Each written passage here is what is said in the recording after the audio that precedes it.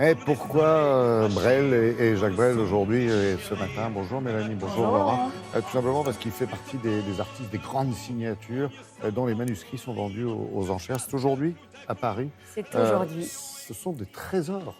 On a là vraiment des petites pépites, Laurent. Il s'agit on poursuit en fait les ventes de la collection Aristophile. Aristophile, Ouais. on en avait déjà parlé en décembre dernier lors de la vente inaugurale qui avait eu lieu à Drouot. Et alors, petit rappel sur cette saga, en fait, la société Aristophile était une société spécialisée dans l'achat de manuscrits. Et Gérard Lhéritier, son fondateur, a constitué la plus belle et la plus importante collection au monde de manuscrits. C'est bien simple, tout le meilleur, le mieux qui passait sur le marché, il raflait tout. Alors pourquoi aujourd'hui cette vente, cette collection, elle est mise aux enchères? Eh bien tout simplement parce que ce fonds exceptionnel était en fait le fruit d'une vaste escroquerie. Aristophile agissait en fait comme un fonds d'investissement en achetant pour le compte de ses clients avec une promesse de rentabilité extrêmement avantageuse. Sauf que Tintin, la promesse n'a jamais été tenue et que la majorité des personnes qui ont investi dans cette affaire, eh bien n'ont jamais récupéré leur argent. Alors Aristophile a été placé en liquidation judiciaire et aujourd'hui, eh bien les 135 000 œuvres qui constituaient cette collection, eh bien font l'objet depuis un an de ventes régulières. Alors nous, on s'est intéressé à une vente qui était consacrée aux Beaux-Arts, qui est consacrée aux Beaux-Arts, qui a lieu à Drouot cet après-midi. Alors les Beaux-Arts, c'est le cinéma, le théâtre, la chanson, et vous allez voir. L'art vivant. Voilà, c'est l'art vivant, et on a tous les manuscrits des œuvres majeures de tous les plus grands auteurs. Regardez.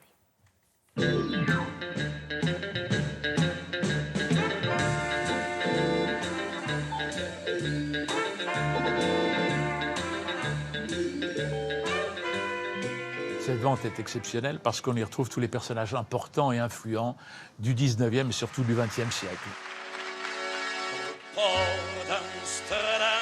Ici, par exemple, il y a le cahier autographe de Jacques Brel dans lequel figure Amsterdam. C'est un cahier spirale comme un cahier d'écolier. Quelle était sa méthode de travail? Il y a des mots-clés et ensuite il va faire des ajouts. Par exemple, dans le port d'Amsterdam, il y a des marins qui boivent, autre possibilité, qui pleurent, qui mangent, qui chantent, etc. Et après, il choisissait. Après, il choisit. Les marins qui meurent, pleins de bière et de drames, aux premières lueurs. Ici, Claude, il y a un document qui s'appelle La Roulotte. La Qu'est-ce que Roulotte, c'est? exactement. C'est le titre initial que Jean Cocteau voulait donner pour sa célèbre pièce « Les parents terribles ». On reconnaît bien les dessins de Cocteau. Oui, il a toujours besoin comme ça de fixer, de dessiner, alors que ce n'est que son manuscrit. Acte premier. Lorsque le rideau se lève, Georges court du cabinet de toilette à la porte de Léo et crie en claquant cette porte. « Léo, Léo, vite! Vite, où es-tu ?» Yvonne s'est empoisonnée. Quoi? Mais l'insuline, elle a dû remplir la seringue. Où est-elle? Mais là, dans le cabinet de toilette. Il y a même le plan de la roulotte. C'est-à-dire que tout est précis chez Cocteau. Ah oui, d'accord. Yvonne, qu'est-ce que tu as fait? Yvonne, parle-moi. Parle-nous. Ici Alfred Hitchcock. Le cinéma n'est pas mort. Et alors là, Claude, on a le storyboard dans des films d'Alfred Hitchcock. Qui s'appelle Le Grand Alibi. Alors, ce qui est formidable, c'est qu'il y a 340 dessins de la main, tous de la main d'Hitchcock. Ce sont tous les plans du film qui sont dessinés un par un. Exactement, ce sont tous les plans.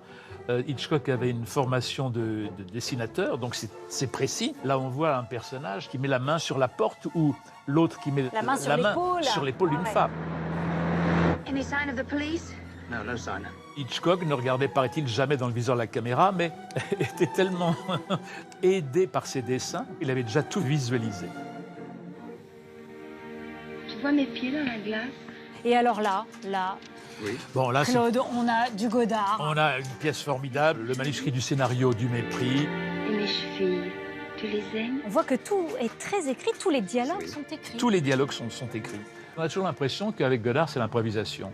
Or là, il n'y a pas d'improvisation. Dans ce manuscrit, il y a des témoignages de tous les participants. Piccoli, il parle de son rôle. Oh là là. Brigitte Bardot parle de son film. Le grand Fritz Lang, qui est un des cinéastes préférés de Godard, qui joue son propre rôle dans le film du Mépris.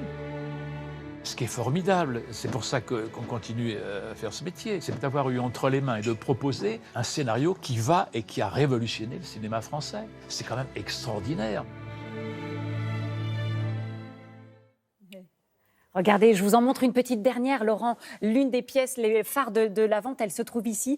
C'est le tout premier jet du scénario du célèbre film de Marcel Carnet, entièrement de la main de Prévert. Alors, on voit qu'il est écrit sur des feuilles arrachées d'un cahier à spirale. On a là la fameuse réplique « Tu as de beaux yeux ». Il n'y avait pas le tu sais dans le manuscrit. C'était rajouté. Voilà, c'est Gabin qui l'a sans doute rajouté dans un moment de lyrisme. Ça, une pièce comme celle-ci, ça coûte, c'est estimé entre 100 et 150 000 euros. On est là face à des pièces mythiques, Laurent. Il y a même ici le manuscrit de Gainsbourg, « Je t'aime, moi non plus ». C'est incroyable. La vente a lieu cet après-midi à 14h à Drouot.